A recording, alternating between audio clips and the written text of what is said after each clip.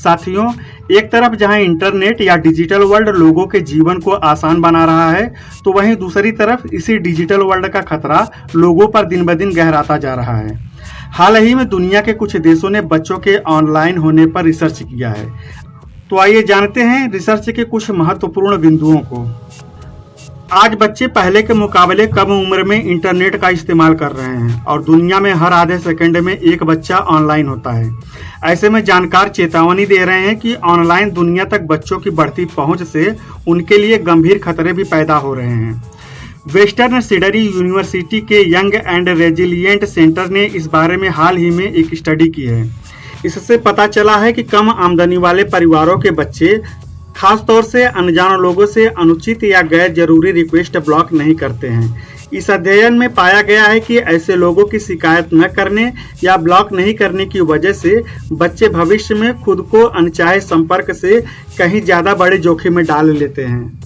Britain में online safety act नाम के एक नए कानून के तहत तकनीकी कंपनियों की ये जिम्मेदारी होती है कि वो इंटरनेट पर बच्चों की अधिक सुरक्षा सुनिश्चित करें, लेकिन इस कानून से जुड़े नए नियम 2025 तक लागू नहीं होंगे।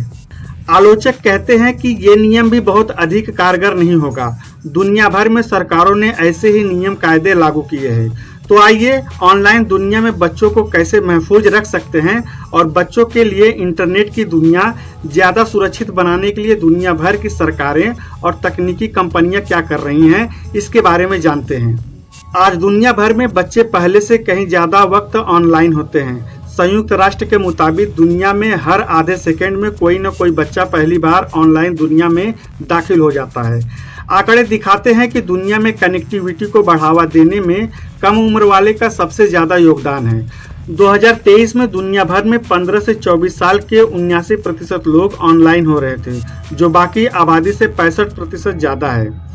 सिडनी के यंग एंड रेजिलिएंट सेंटर की सह निदेशक अमांडा थर्ड कहती हैं कि आज के बच्चे ऑनलाइन दुनिया में ही बड़े हो रहे हैं और लगातार बदल रहे हैं। डिजिटल मंजर में उन्हें इंटरनेट को सुरक्षित रखने के लिए मदद की जरूरत होती है। बच्चों के लिए संयुक्त राष्ट्र की संस्था यूनिसेफ के एक अध्ययन के मुताबिक 30 देशों में 1/3 से ज्यादा बच्चों को साइबर दुनिया में दादागिरी और धमकियों का सामना करना पड़ा है। इसकी वजह से लगभग 20% बच्चे स्कूल जाना बंद कर देते हैं। हेट स्पीच, हिंसक कंटेंट और उग्रवादी संगठनों में भर्ती भी चिंता के विषय हैं। इसके साथ साथ गलत जानकारी या फिर साजिश की मनगढ़ंत कहानियां भी डिजिटल प्लेटफॉर्म पर बहुत चलती हैं। हालांकि यूनिसेफ का कहना है कि ऑनलाइन दुनिया में बच्चों को सबसे ज्यादा खतरा यौन शोषण और बुरे बर्ताव से है। यूनिसेफ के मुताबिक बच्चों का यौन शोषण करने वालों के लिए अपने शिकार को ऑनलाइन संपर्क करना ज़्यादा आसान हो गया है। वो बड़ी आसानी से ऐसी तस्वीरें साझा कर सकते हैं और दूसरों को भी ऐसे अपराध करने के लिए उकसा सकते हैं। 25 देशों में लगभग 80% बच्चों ने ऑनलाइन दुनिया में यौन शोषण या बुरे बर्ताव के खतरों की शिकायत की है। अपने बच्चों पर नजर रखने के लिए माँ बाप के पास ऐसे कई उपाय उपलब्ध हैं जो बच्चों को परेशान करने वाले या अनुचित कंटेंट को ब्लॉक कर देते हैं, लेकिन अध्ययन ये बताते हैं कि अक्सर अभिभावक इसका इस्तेमाल बड़े पैमाने पर नहीं करते हैं। 2019 में हुए ग्लोबल किड्स ऑनलाइन सर्वे में पता चला था कि 9 से 17 साल के उम्र के ज़्यादातर बच्चों के माँ बाप बच्चों की निगरानी के लिए तकनीकी औजार इस्तेमाल करने के बजाय बीच बचाव और नियमों पर आधारित पाबंदियों जैसे तरीके अपनाते हैं। एक स्टडी के मुताबिक अभिभावकों के बीच बहुत से सांस्कृतिक फासले भी देखने को मिले हैं। यूरोप और दक्षिण अमेरिका के अमीर देशों के माता पिता मध्यस्थता करने को तरजीह देते हैं, वहीं घाना, फिलीपींस और दक्षिण अफ्रीका में माँ बाप इस मामले में सीमित स्तर पर दखल देने की नीति अपनाते हैं। हालांकि बच्चों के फोन या दूसरे उपकरणों पर पेरेंट्स कंट्रोल का इस्तेमाल बहुत कम बना हुआ है। इस सर्वे में शामिल देशों में 3% से कम माता पिता ऐसे थे जो ऑनलाइन बच्चों पर नजर रखने के लिए इन तकनीकी औजारों का इस्तेमाल कर रहे थे। ब्रिटेन स्थित कुछ बड़ी इंटरनेट कंपनियों ने मिलकर इंटरनेट मैटर्स नाम से सुरक्षा का एक संगठन बनाया है। इंटरनल मैटर्स ने ऐसे उपलब्ध तकनीकी औजारों की एक लिस्ट तैयार की है और इसके साथ साथ इसने इन तकनीकी टूल्स के कदम दर कदम इस्तेमाल के लिए एक गाइड भी बनाई है। मिसाल के तौर पर जो माँ बाप अपने बच्चों को सबसे लोकप्रिय प्लेटफॉर्म में से एक यानी यूट्यूब और टिकटॉक पर अनुचित कंटेंट देखने से रोकना चाहते हैं, तो वो खास बच्चों के लिए बनाए गए किड्स वर्जन की सेटिंग कर सकते हैं जो एडल्ट कंटेंट को फिल्टर कर देता है। यूट्यूब और टिकटॉक की मुख्य साइट इस्तेमाल करने वाले किशोर उम्र बच्चों के लिए अभिभावक निगरानी रखने वाले खाते बना सकते हैं, जिससे उन्हें पता चल सकेगा कि उनके बच्चे इन ऐप्स पर क्या देख रहे हैं। फैमिली सेंटर के जरिए फेसबुक मैसेंजर पर भी नजर रखी जा सकती है। टिकटॉक का कहना है कि उसका परिवार से जोड़ने वाला टूल माँ बाप को ये अख्तियार देता है कि वो अपने किशोर उम्र बच्चों के खातों को प्राइवेट बना सकते हैं। इंस्टाग्राम पर भी अभिभावकों के लिए काफ़ी टूल्स मौजूद है, जिससे वो रोजाना इन्हें देखने की समय सीमा तय कर सकते हैं, ब्रेक का वक्त भी तय कर सकते हैं और उन खातों की लिस्ट भी बना सकते हैं जिनकी शिकायत उनके बच्चों ने की हो। एंड्रॉयड, एप्पल्स के फ़ोन और टैबलेट में ऐसे ऐप्स और सिस्टम होते हैं जिनका इस्तेमाल माँ बाप कर सकते हैं। इन टूल्स के जरिए कुछ ऐप को ब्लॉक किया जा सकता है या उन तक पहुँच को सीमित किया जा सकता है। एडल्ट कंटेंट को प्रतिबंधित किया जा सकता है, बच्चों के खरीदारी करने पर रोक लगाई जा सकती है और उनकी ब्राउजिंग पर नज़र रखी जा सकती है। एप्पल ने इसके लिए स्क्रीन टाइम का टूल दिया है।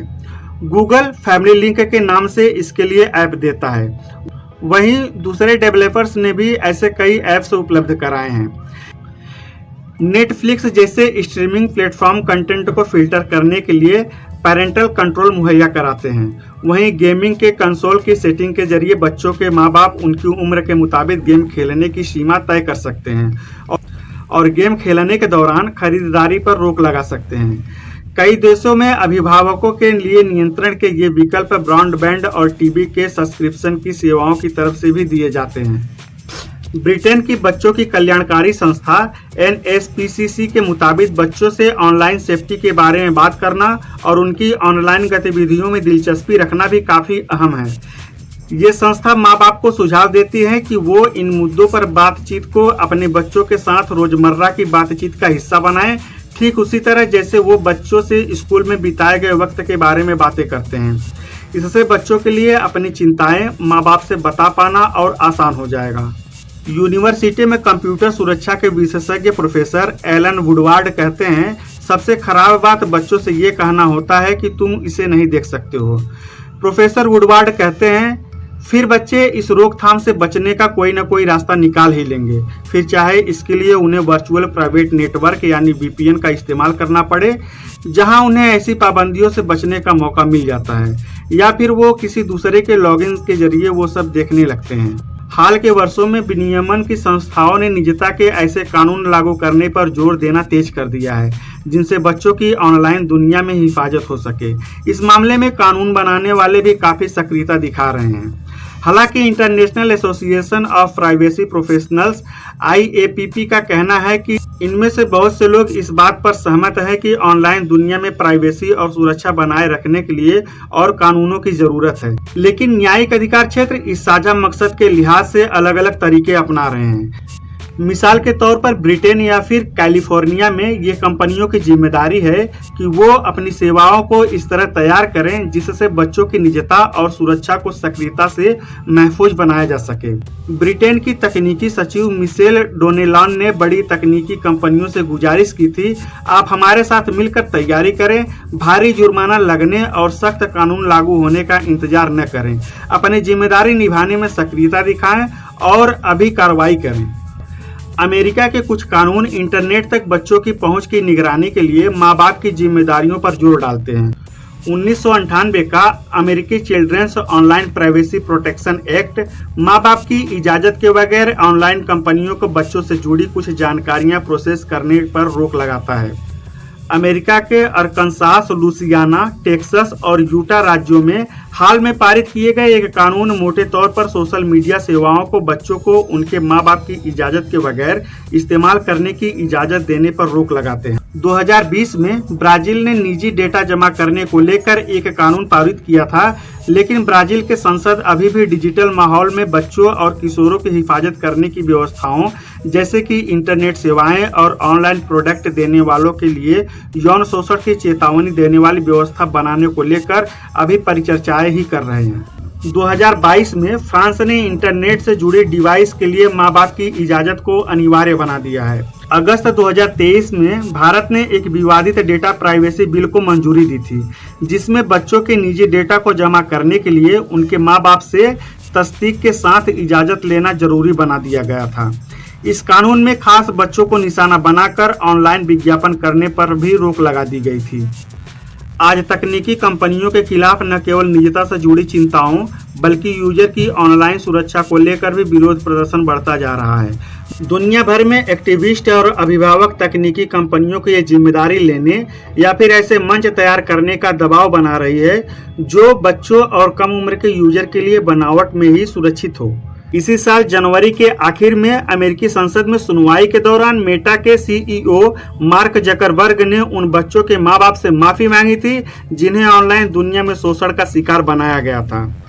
The big tech and the online child sexual exploitation crisis की ये सुनवाई इसलिए की गई थी ताकि ऑनलाइन दुनिया में बच्चों के यौन शोषण के बढ़ते मामलों की पड़ताल की जा सके।